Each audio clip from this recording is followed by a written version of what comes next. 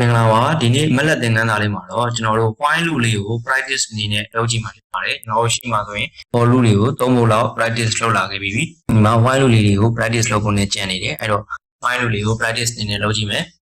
while loop ကို practice လုပ်ကြည့်မယ်ဆိုရင်ဒီမှာ variable ဘာဆိုပြီးဒါလေးရှိမယ်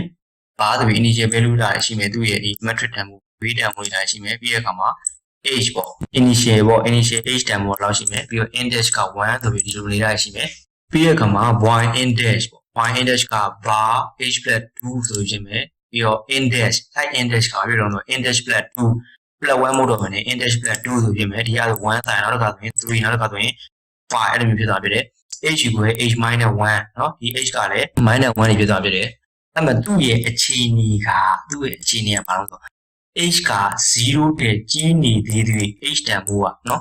h တန်ဖိုးက0တဲ့ကြီးနေသေးသေး run မယ် h တန်ဖိုးက0တဲ့မကြီးတော့ဆိုရင် run တော့သူပြောရတော့ y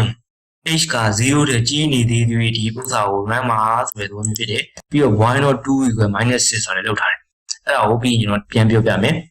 y ရော index တော့ဆို index က variable h plus 2ဆိုပြီးလောက်တာဖြစ်တဲ့အတွက် h plus 2ဆို h က3 plus 2ပေါင်းရမှာ5အဲ့တော့ဘာ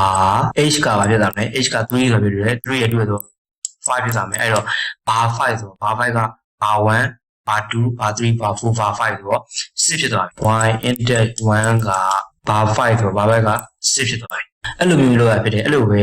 နောက်တစ်ခါတော့ index က plus 2လောက်သွားဖြစ်တဲ့အတွက် y 2ကရှိမှာမဟုတ်တော့ y 3ပဲရှိအဲ့တော့ y 3ကငါကိန်းနဲ့တခုကျွန်တော်တွက်တဲ့ကိန်းနဲ့တခုရလာမယ်အဲ့တော့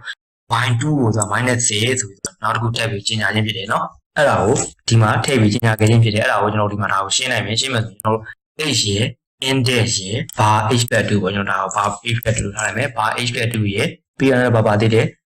y index ပေါ့အဲ့ဒါလည်းပါအဲ့တော့ပထမဆုံးစမှာက h equal 3ဟုတ်ပြီ h equal 3เนาะ index က1အဲ့ဒါ1ပြီးတော့ဒီနားရောက်သွားပြီ y index 1 y index 1ဘာမှမသိဘူး y index 1ဘာမှမသိဘူးအဲ့တော့ဘာ h plus 2ဆို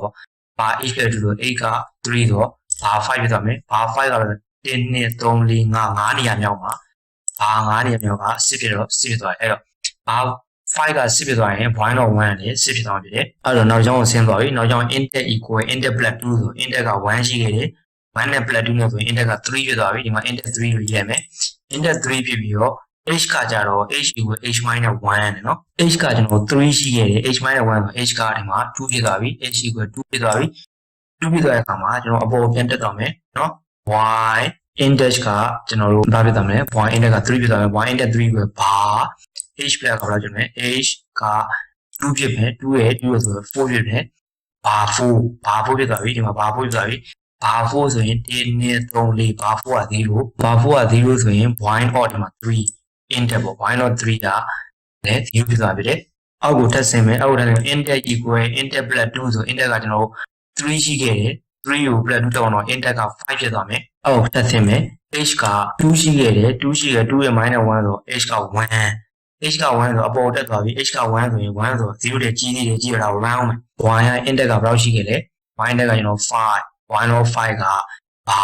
h ကကျွန်တော်ဘယ်လောက်ရှိခဲ့1ရှိခဲ့တယ်ဘာ1 plus 2ဆိုဘာ3ဖြစ်သွားမယ်ဘာ3ဆိုရင်1 2 3ဘာ3က5ဖြစ်သွားမယ်ဘာ3 5ဘာ3 5ဆိုရင် index ကဒီမှာ y index ကကျွန်တော်5ရှိခဲ့တယ်အဲ့တော့ y of 5ကလည်း5ဖြစ်သွားမယ်အဲ့တော့အော်ဒီကြောင့်တက်စင်မယ်နောက်တစ်ခါလည်း index equal index plus 2ဆို index ကကျွန်တော်ဘယ်လောက်ရှိခဲ့လဲ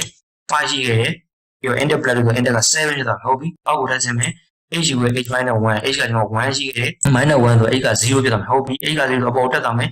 a0 ဆိုတဲ့အခါမှာ0က0တဲ့မကြီးတော့ h ရဲ့တန်ဖိုးက0တဲ့ကြီးနေမှသာသူကဒီ program ကိုအောက်က run မှာဖြစ်အဲ့တော့အဲ့မှာကျွန်တော်တို့ terminate ဖြစ်သွားပြီ run တော့ run မဲ့အဲ့ခါမှာဆိုရင်ဒီမှာ point index အရာဆိုရင် array ပုံစံနဲ့ရေးကြည့်မယ်ဆိုရင်နော် array ပုံစံရေးမယ်ဆိုရင် now 1 2 3 4 5နော်5နေရာပေါ့1နေရာမှာ6ရေးမယ်2နေရာမှာဒီမှာ -6 ရေးမယ်နော်3နေရာမှာ0ရေးမယ်5နေရာမှာက5ရေးမယ်အဲ့တော့4နေရာမှာရှိဘူး4နေရာမှာ0ဖြစ်တယ်အဲ့တော့6 -6 0 0 5လို့အဲ့လိုဖြည့်ထွက်နေဖြစ်တယ်အဲ့တော့ဒါလေးကိုကျွန်တော် homework အားကို run ကြည့်လိုက်မယ်ကျွန်တော်စဉ်းစားတာအမှန်မှန်ဒီမှာ run ကြည့်လိုက်မယ် while loop နော်ဒါပဲဖြစ်နေကျွန်တော်ဒီမှာကလိုချင်တာ y index ကိုကျွန်တော် y တော့ y လို့လိုက်မယ်အဲ့ဆိုရင် 6 -6 0 3 5ဆိုပြီးတော့ပြင်နေမှာဖြစ်တယ်အဲ့ဆိုရင်ကျွန်တော်တို့ဒီမှာတနေရာမှာတစ်ခုလွှဲနေပြီအဲ့ဆိုရင်ကျွန်တော်တို့4ရောက်ပုံစံမှာပြန်ကြည့်မယ် word space မှာပြန်ကြည့်မယ် word space မှာကျွန်တော်တို့ y ကိုသတ်မှတ်ခဲ့ရရှိတယ် clear